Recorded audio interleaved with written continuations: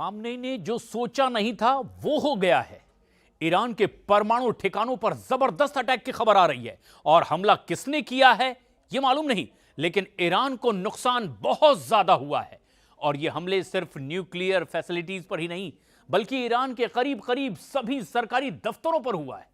Iran में हड़कंप इससे मचा हुआ है। रिपोर्ट्स में दावा किया जा रहा है कि यह ईरान पर हुआ अब तक का सबसे बड़ा साइबर अटैक है। देखिए हमारी इस खास रिपोर्ट में कि कैसे सालों साल की ईरान की मेहनत पूरी तरह से बर्बाद हो गई।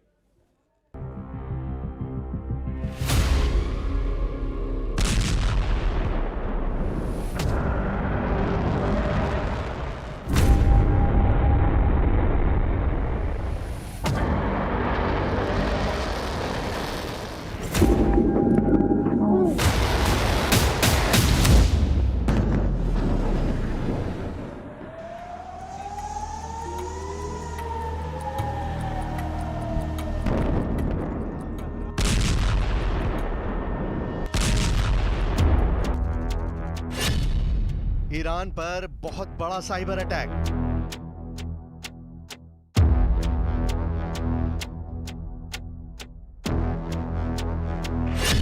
ईरान का न्यूक्लियर ठिकाना है निशाना।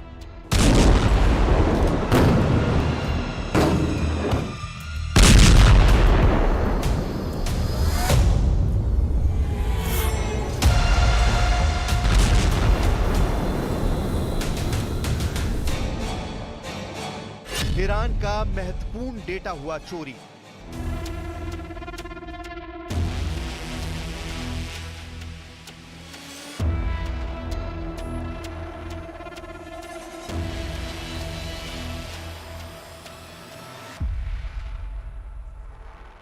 ईरान में हड़कंप मच गया है। खामनेई से लेकर IRGC के कमांडर बेचैन हो गए हैं। ईरान में किसी को कुछ नहीं सूझ रहा कि अब क्या करें।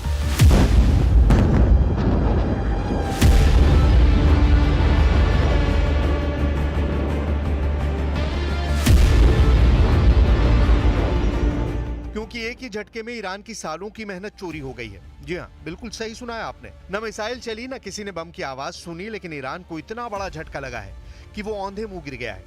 ईरान पर साइबर अटैक हो गया है। खबर आ रही है कि ईरान के सरकारी दफ्तरों, यहां तक कि परमाणु संयंत्रों के डेटा में भी सेंध लग चुकी है।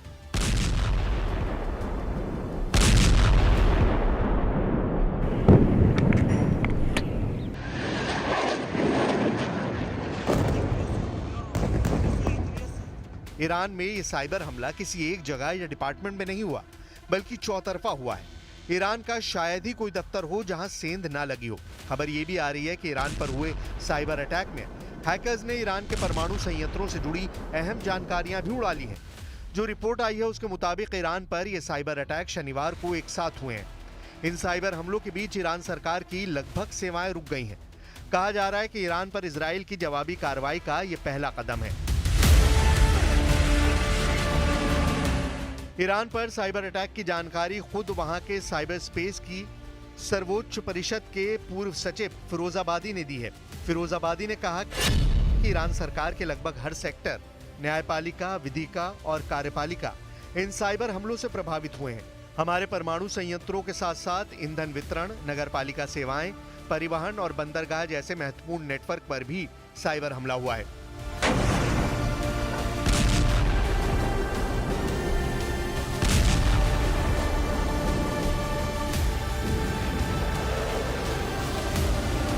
जब से ईरान साइबर अटैक की जद में आया है, तभी से इजराइल के रक्षा मंत्री का बुधवार को दिया बयान वायरल हो गया है। हर मोबाइल पर ईरान पर इजराइल के रक्षा मंत्री योव गैलेंट का बयान दिखाया जा रहा है। योव गैलेंट ने बुधवार को ही कहा था कि इजराइल की जवाबी कार्रवाई घातक और आश्चर्यजनक होगी। आपको योव गैलेंट का बयान जरूर सुनना चाहिए। בנקודות השונות הוא מאוד מאוד ממוקד. היכולת לתקוף היא יכולת מאוד חזקה, וכמו שעשינו עד עכשיו במלחמה בכל הגזרות האחרות, מי שתוקף אותנו ייפגע וישלם מחיר. התקיפה שלנו תהיה קטלנית, מדויקת ובעיקר מפתיעה. הם לא יבינו מה קרה ואיך קרה, הם יראו את התוצאות. तेहरान पर होगा ऐसा हमला खामनेई ने सोचा नहीं था। इजराइल पूरी दुनिया में अपने दुश्मनों को ढूंढ ढूंढ कर मारता है। इजराइल की खुफिया एजेंसी मोसाद का खौफ इजराइल के दुश्मनों में साफ नजर आता है। और फिर ईरान ने तो इजराइल पर 200 से ज्यादा बैलिस्टिक मिसाइलों से हमला किया। जानकार कहते हैं कि इजराइल जवाबी हमले का ब्लूप्रिंट तैयार कर चुका है और इजराइल ईरान पर ऐसा हमला करने वाला है जिसकी कल्पना राष्ट्रपति खमनेई ने सपने में भी नहीं की होगी।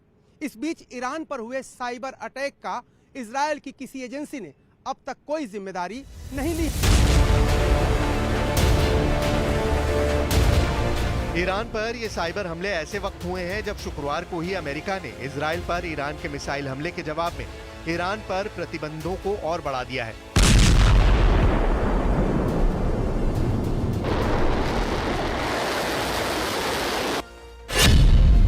अमेरिका ने पेट्रोलियम और पेट्रोकेमिकल पर प्रतिबंधों को बढ़ा दिया है। अमेरिका के इस कदम से पेट्रोलियम और पेट्रोकेमिकल्स को एक कार्यकारी आदेश में जोड़ा गया है जो ईरान की अर्थव्यवस्था में महत्वपूर्ण योगदान निभाता है।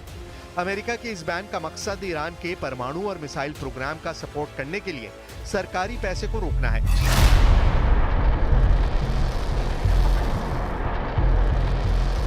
इजराइल कहां लड़ रहा है, कहां इजराइल के आईडीएफ बिजी है, ये जानना है तो चलिए बेरूत में आईडीएफ की एयरफोर्स हिजबुल्लाह के लड़ाकों को चुन कर निशाना बना रही है। गुरुवार रात इजराइल की सेना ने लेबनान की राजधानी बेरूत पर एयर स्ट्राइक की। बताया गया कि इस हमले में हिजबुल्लाह के कोऑर्डिनेशन यूनिट के हेड वाकिफ सफा को निशाना बनाया गया। इससे पहले बुधवार को भी इजराइल की तरफ से बेरूत के दक्षिणी हिस्से में इजराइल की तरफ से हमला किया गया था जिसमें 22 लोगों के मारे जाने का दावा किया गया, जबकि 24 घंटे में 80 लोगों के घायल होने की बात सामने आई। आईडीएफ के हमलों में बेरूत की इमारतें खंडर बनती जा रही हैं। आप तक ये तस्वीरें पहुंचाने के लिए न्यूज 18 के रिपोर्टर उस इलाके में पहुंचे जो इजराइल के हमले के बाद बंद कर दिया गया है और वहां पर खतरे का रेड बोर्ड लगा दिया गया है।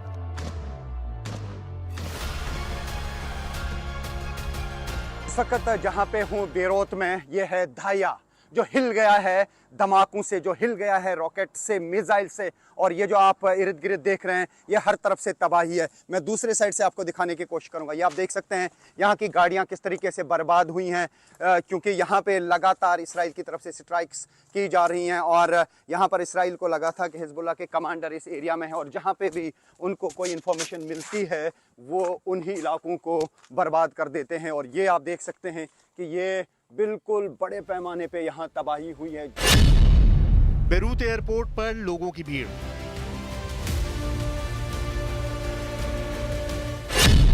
बेरूत के आसमान में काला धुआं।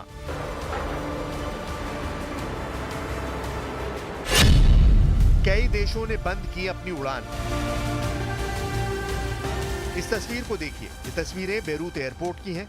एयरपोर्ट पर लोगों की भीड़ लगी हुई है। लोग अपनी अपनी गाड़ियों में परिवार को लेकर बेरूत एयरपोर्ट पहुंच रहे हैं।